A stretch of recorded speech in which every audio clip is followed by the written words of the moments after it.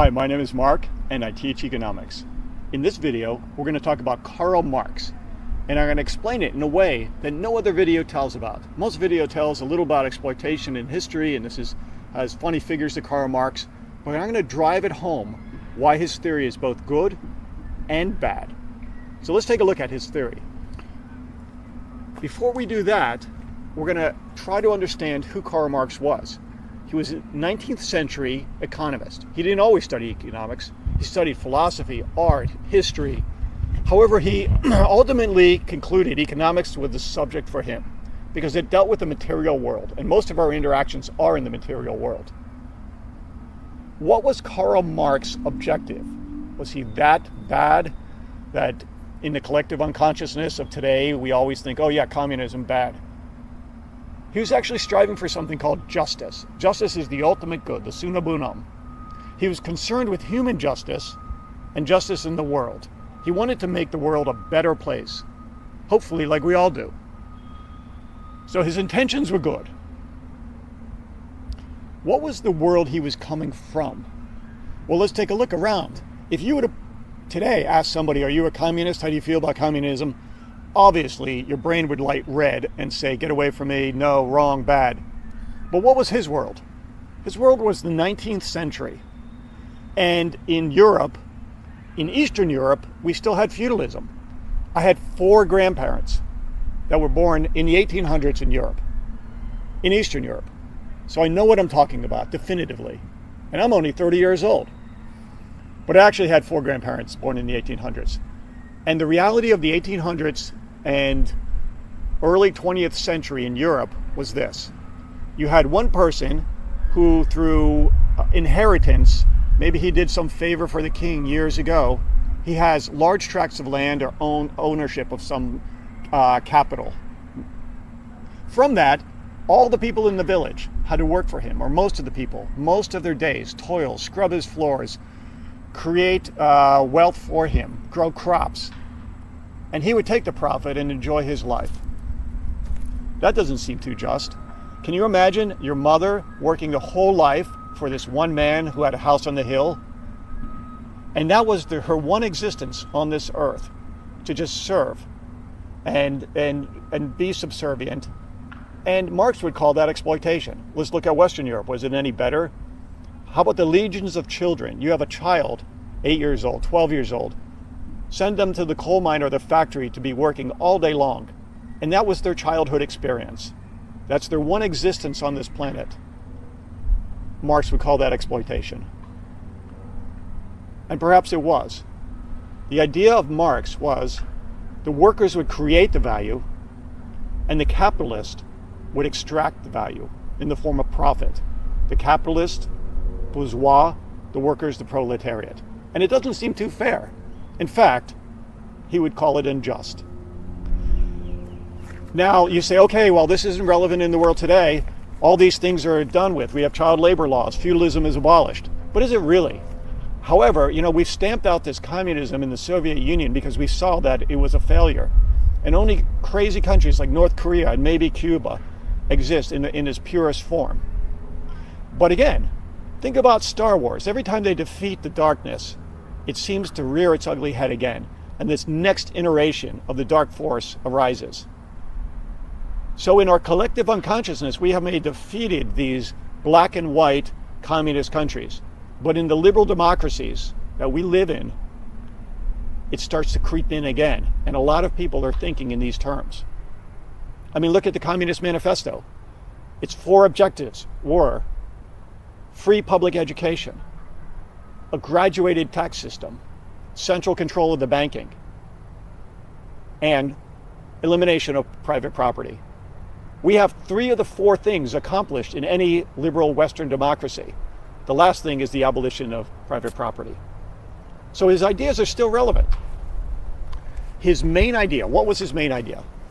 Karl Marx's main idea is he created a labor theory of value. That means any object is worth exactly what labor is put into it.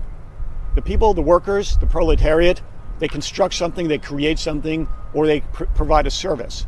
This is the value of this service or object. And behind me, there are some houses. It's a construction site. These construction sites are being built by owners.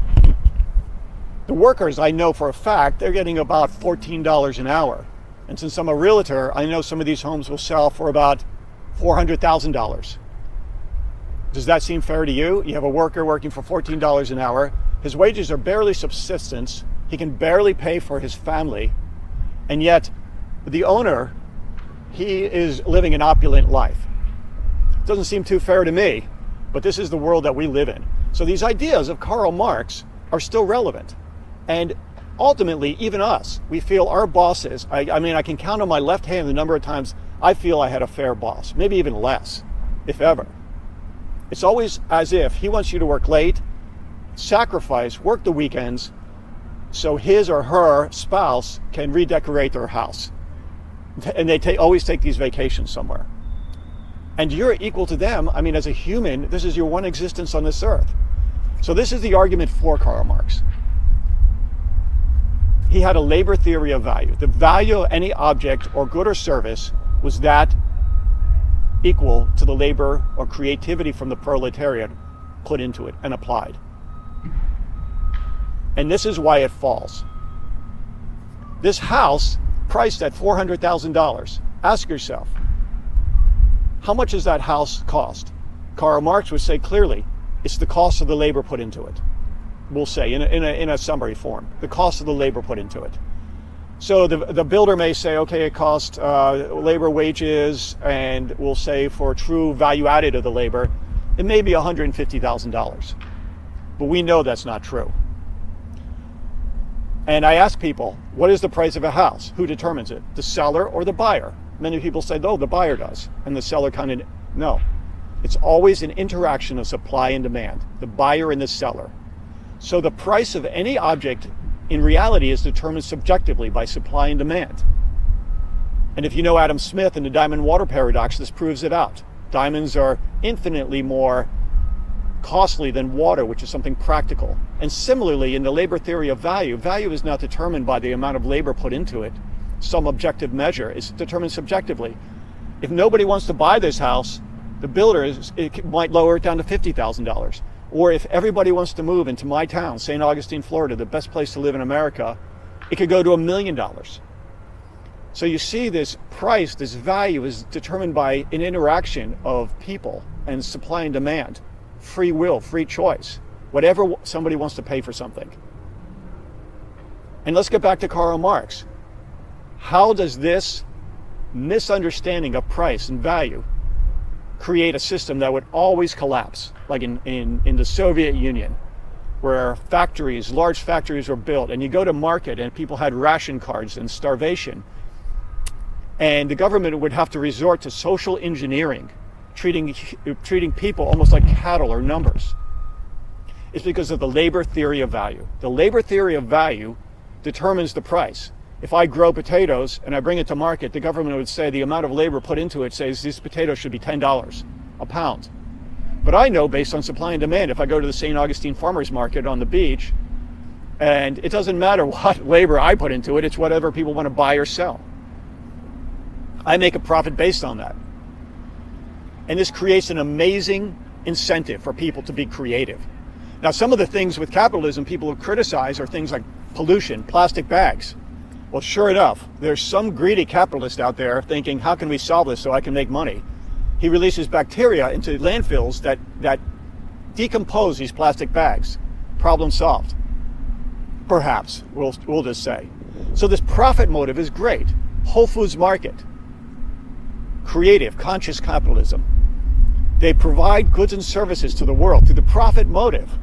Even though the owner, founder, gets paid $1 a year, he's an idealist, but yet we get to eat organic food. He supports local, sustainable agriculture. This profit motive has a lot of positive. If you just see the world as black or red, then you misunderstand the world and the idea of profit. Google, can you imagine if the government owned Google? Would we really have any kind of search engine or Google Maps or all the great things? No, it's this greedy profit motive that Marx called exploitation. He called profit theft from the proletariat. This value added is what drives humans. He called for the abolition of private property. But even animals and dogs have territories. It's almost instinctive in us. So when we talk about self-interest, again, as a criticism of capitalism, we have to remember this is enlightened self-interest.